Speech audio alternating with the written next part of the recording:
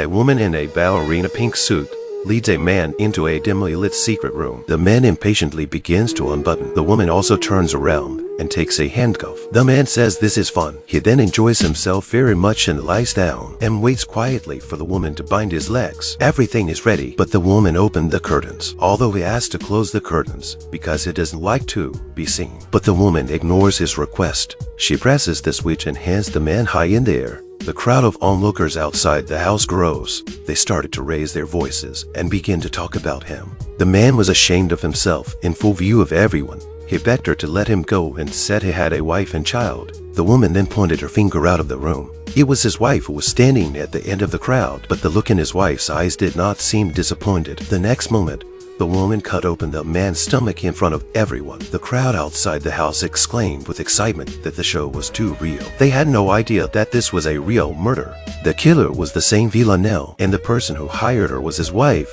who did not accept being betrayed by a man. Villanelle wants to get investigator Eve's attention again with this high-profile murder, because Eve was recently investigating another killer. This makes her jealous. Villanelle sends a postcard to Eve in the most original and romantic way. She hopes that her dear Eve will not forget her. After the murder, she went back to the small hotel across the street. Villanelle paid the money just to wait quietly by the window for Eve's arrival. But a whole day passed and the investigator, who finally appeared, was a stranger. This certainly made her feel deeply betrayed, but in fact, it was all a sabotage by Eve's leader. She deliberately hid the postcard sent by Villanelle because Eve is now investigating another killer codenamed Ghost. In the past period of time, people around Peel, a wealthy businessman, have been killed in accidents disguised as accidents. Eve's analysis of the modus operandi suggests that the ghost is a medical professional and a woman over 35 years old.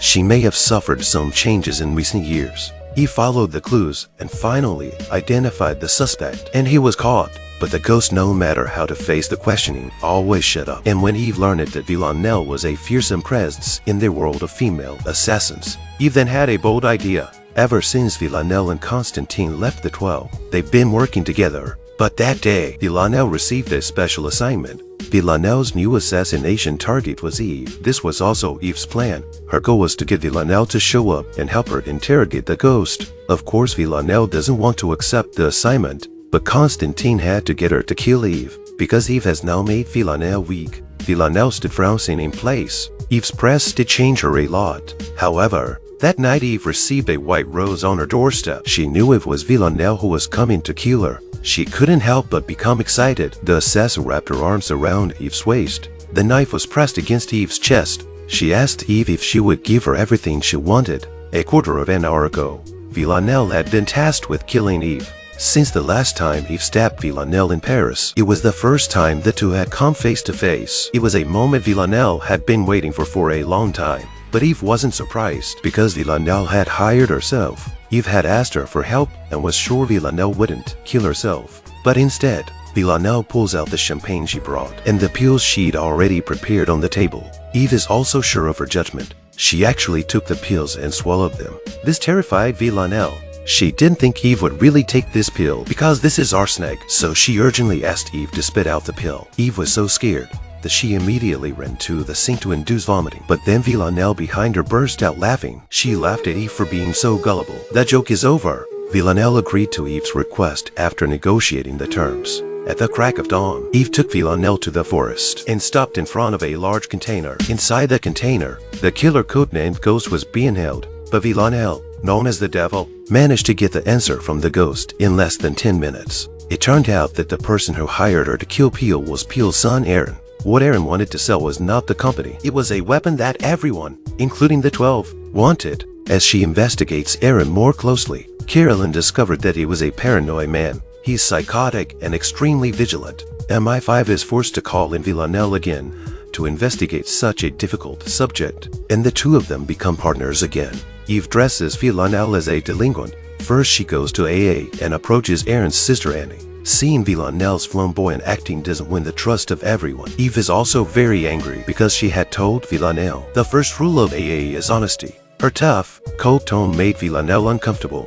She told Eve, "I like you, but I don't like you that much." But by the next day, Villanelle heeded her advice. She injected a bit of emotion into her performance. This finally moved Annie to listen to her. The two of them were soon talking after the session. However, Annie was accompanied by an annoying secretary sent by her brother. Aaron won't allow Annie to connect with anyone. Villanelle wouldn't allow someone like that to get in her way, so she pushes the secretary into the road in front of Eve and watches the cars drive by. Villanelle finally made a connection with Annie, and because of her work, her contact with Eve became more and more frequent. Villanelle thought Eve might be lonely. Soon Villanelle received an invitation to dinner, and she finally met her target, Aaron. But Aaron is extremely wary of strangers. Villanelle's new character faked a double degree in philosophy and art, but she's too lazy to memorize the information, so she's exposed by Aaron in a few words, but she'll work it out her own way. Villanelle solves bullying in her own way, but it was this unexpected move that sparked Aaron's interest in Villanelle. He invites her to join him in Rome for a conference. Villanelle says she won't sleep with him. Aaron also said he would never touch her. The hit woman picks up her sexy lace pajamas. She looked at the closet full of designer labels and a bed full of clothes, shoes and bags, and felt great satisfaction. But the man in the room next to hers is watching all of this through a pinhole camera. Villanelle gets dressed and comes out. But the paranoid Aaron is not satisfied with her outfit and tells her to take off her belt. Aaron's forceful tone of voice made Villanelle unable to resist. She had to take off her belt. But Aaron's next request was even more outrageous. Villanelle leaned against the couch in silence, like a painting. She seemed to be giving the man great satisfaction. Aaron told Villanelle to stay still and wait for him to return. That night, Aaron finally took Villanelle with him to talk business. He lowers his offer without any bottom line. When he didn't accept his price, he revealed the intimate relationship between the two men across the table. Apparently, Aaron had a good grasp of the other side's dark information, so Aaron's ultimate weapon for sale was information. Eve on the other end of the wiretap also had this important information. Aaron has the means to get all the information, but he didn't know Villanelle's true identity, so she's fueled his desire to explore and conquer. The relationship between the two seemed to get a little closer. Early the next morning, Aaron